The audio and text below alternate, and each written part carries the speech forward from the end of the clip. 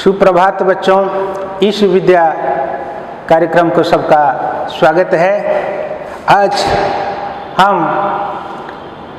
एक नया विषय चर्चा करेंगे, पहेलियाँ बुझें बुझाएं।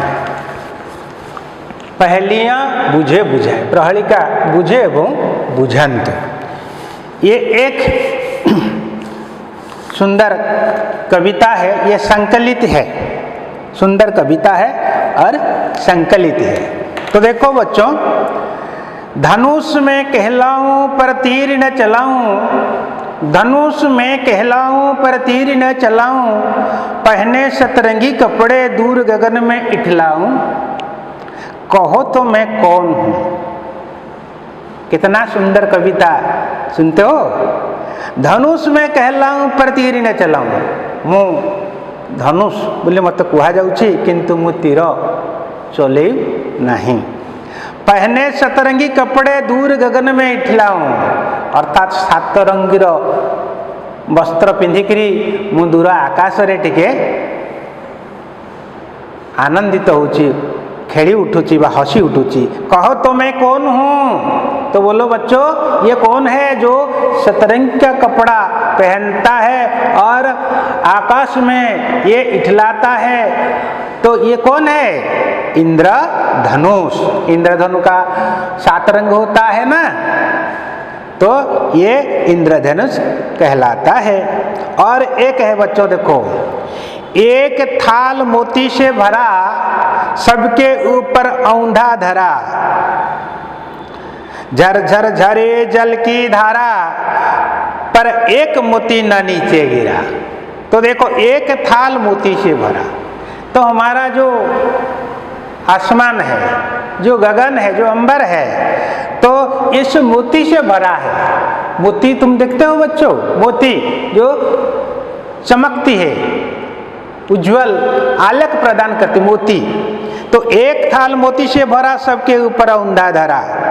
चलो, तो पृथ्वी कुछ घोड़े कर रखी, पृथ्वी ऊपर रही से किए आकाश।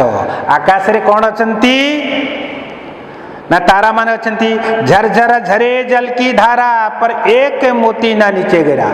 तो वर्षा पड़ी जाउची आकाशरू, किंतु गोटे हेले मोती तलू पड़ू नहीं। मोती अर्थ कौन? तारा मान तलू पड़ुचंती कि। तो एक इसका अर्थ मुझे बताओ। एक थाल मोती से भरा, सबके ऊपर औंधा धरा, झरझर झारे जल की धारा, पर एक मोती न नीचे गिरा। तो ये कौन है? आसमान। कौन? आसमान इसको कहा जाता है। आसमान ऊपर है ना, आसमान में सब तारा सब दिखाई हमको देते हैं, तारागण हमको दिखाई देते हैं, और आसमान से बादल भी है और बारिश भी होती है। तो ये आसमान। दोनों बहनें रखती साथ, आपस में न करती बात। दोनों बहनें रहती साथ, दोनों बहनें रहती साथ, आपस में न करती बात। एक दूसरे को तब देखें जब हो आईने के साथ, कहो ये कौन है।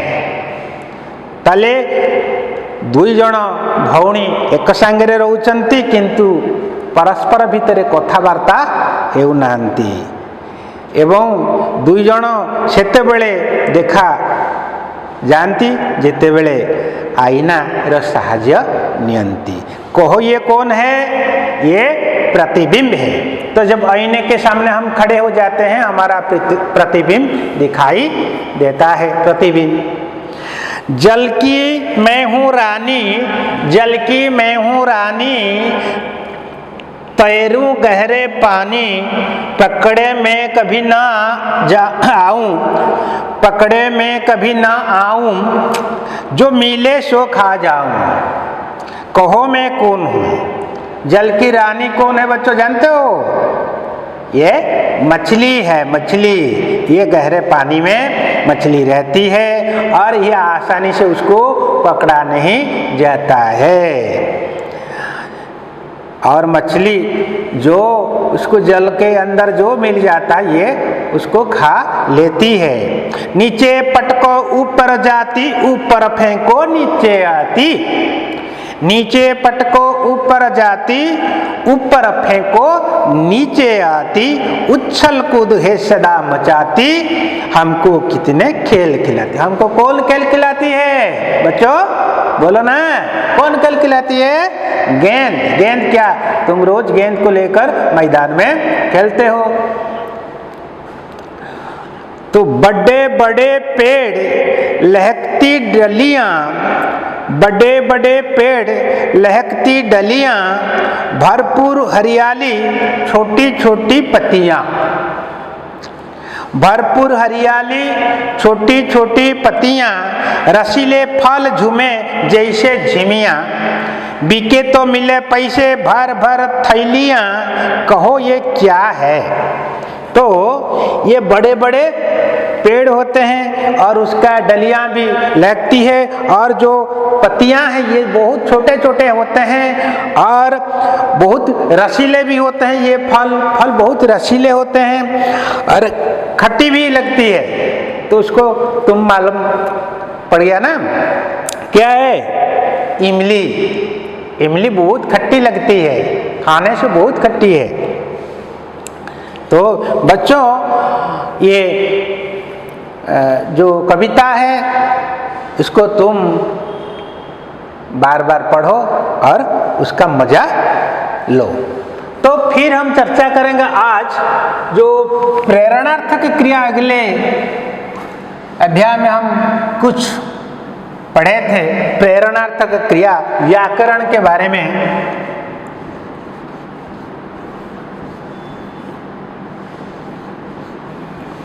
तो ये प्रेरणार्थक क्रिया के बारे में चर्चा करेंगे।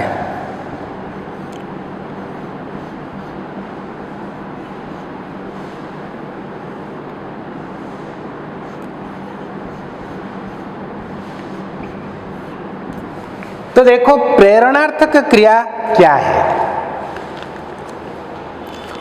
देखो ये 1 नंबर वाक्य है, राम सोता है। देखो नंबर 2, माँ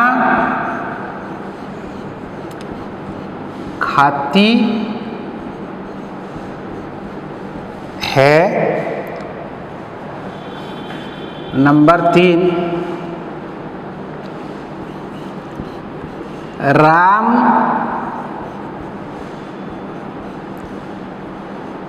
बच्चे को सुलाता है।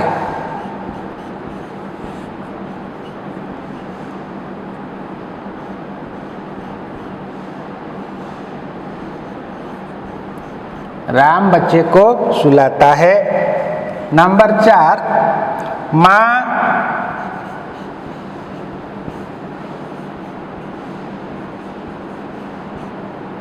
बच्चे को खिलाती है।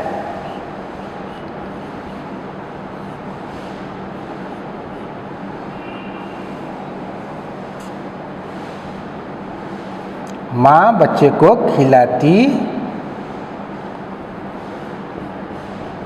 तो देखो बच्चों ये 4 प्रकार का वाक्य है। देखो 1 और 2 वाक्यों में सोने और खाने का काम क्रमशः राम और माँ करते हैं। नंबर 1 में तो ये सोने का काम राम करता है और खाने का काम माँ भी करती है।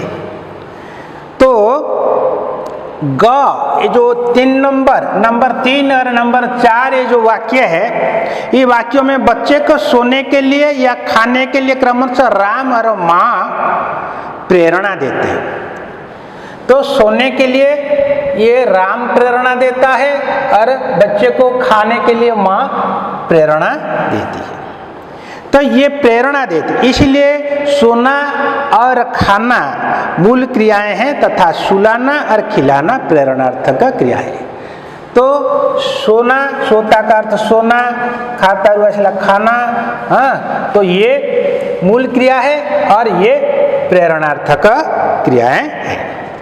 तो प्रेरणार्थक क्रिया किसको कहते हैं? कर्ता की प्रेरणा से होने वाले कार्य की क्रिया को प्रेरणार्थक क्रिया कहा जाता है। कि कर्ता की प्रेरणा से होने वाली कार्य की क्रिया को, जो सोता है, सोने का कार्य कौन करता है? राम करता है। और खाने का कार्य कौन करती है? माँ करती है। तो कर्ता की प्रेरणा से होने वाले कार्य की क्रिया को प्रेरणार्थक क्रिया कहा जाता है। अच्छा, देखो बच्चों, प्रेरणार्थक क्रियाएं दो प्रकार की होती हैं। कितने प्रकार की होती हैं? दो प्रकार की होती हैं। तो प्रथम प्रेरणार्थक क्रिया और द्वितीय प्रेरणार्थक क्रिया। तो प्रेरणार्थक क्रिया दो प्रकार के होते हैं, एक प्रथम प्रेरणार्थक और द्वितीय प्रेरणार्थक। तो बच्चों, मैं उसको अभी नहीं इसको लिभाऊंगा। तो प्रेरणार्थक क्रियाएं दो प्रकार के होती हैं। जिस क्रिया में कर्ता स्वयं भाग लेता है और दूसरे को कार्य करने के लिए भी प्रेरणा देता है, वह प्रथम प्रकार की प्रेरणार्थक क्रिया है। जिस कार्य में, जिस क्रिया में कर्ता स्वयं भाग लेता है, सोने का काम कर्ता स्वयं करता है और खाने का काम माँ स्वयं करती है, तो ये प्रथम प्रकार की प्रेरणार्थक क्रियाएं हैं। और देखो, जिस क्रिया में स्वयं भाग ना लेकर कर्ता किसी अन्य के द्वारा कार्य कराता है, वह द्वितीय प्रकार की प्रेरणार्थक क्रिया है। समझ लिया ना? तो प्रथम प्रेरणार्थक क्रिया, तो देखो जो 3 और 4, 3 और 4, राम बच्चे को सुलाता है। इधर राम खुद नहीं सोता है, किसको सुलाता है? बच्चे को। माँ खुद नहीं खाती है, किसको खिलाती है? ये बच्चे को खिलाती है। तो द्वितीय प्रेरणार्थक क्रिया उदाहरण ये सब नीचे दिया गया है। तो प्रेरणार्थक क्रिया में धातु में वाना और आना जोड़कर उसको प्रेरणार्थक क्रिया बनाया जाता है। आना और वाना। तो देखो, मैं एक दो उदाहरण इधर दे रहा हूं। तो देखो बच्चों, तो देखो एक शब्द है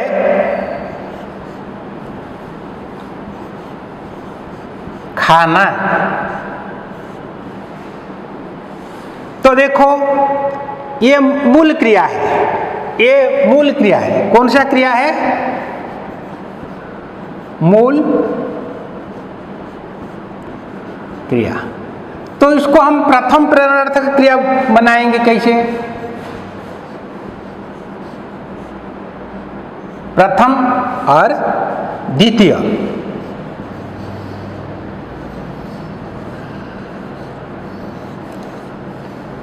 तो प्रथम प्रेरणार्थक क्रिया और द्वितीय प्रेरणार्थक क्रिया खाना को लेकर बनाएंगे। तो प्रथम प्रेरणार्थक क्रिया में हम क्या लगाएंगे? आना, आना जोड़ेंगे और इधर वाना जोड़ेंगे। क्या जोड़ेंगे? वाना। आना और वाना। समझे? तो देखो, खाना, खाना का क्या होगा? खिलाना, खिलाना। तो आना हो गया, आ ना, आ का मात्रा इधर हो गया। देखो आ का मात्रा ये है, आ और ये ना। तो आ का मात्रा इधर लग गया, खिलाना और खिलवाना।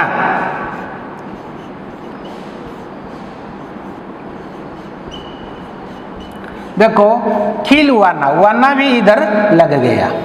खाना, खिलाना, खिलवाना, देखना, दिखाना, दिखवाना, करना कराना करवाना होगा, और गिरना गिराना गिरवाना, भरना भराना भरवाना, देना दिलाना दिलवाना, चढ़ना चढ़ाना चढ़वाना, और बनना बनाना बनवाना। जीना का क्या होगा? जीना जिलाना जिलवाना। तो ये प्रेरणार्थक क्रिया ये बहुत बड़ा आसान है। आना जोड़ने से प्रथम प्रेरणार्थक क्रिया बनता है और वाना जोड़ने से द्वितीय प्रेरणार्थक क्रिया बनता है। तो खाना देखो खिलाना, आना हो गया, ये आ का मात्रा यहाँ लग गया, आ और ना, आना, और द्वितीय प्रेरणार्थक क्रिया वाना जोड़ गया, खिलवाना। तो बच्चों आज के लिए इतना ही है। मेरी ओर से सबको बहुत बहुत मैं धन्यवाद देता हूँ और यही समाप्त करता हूँ।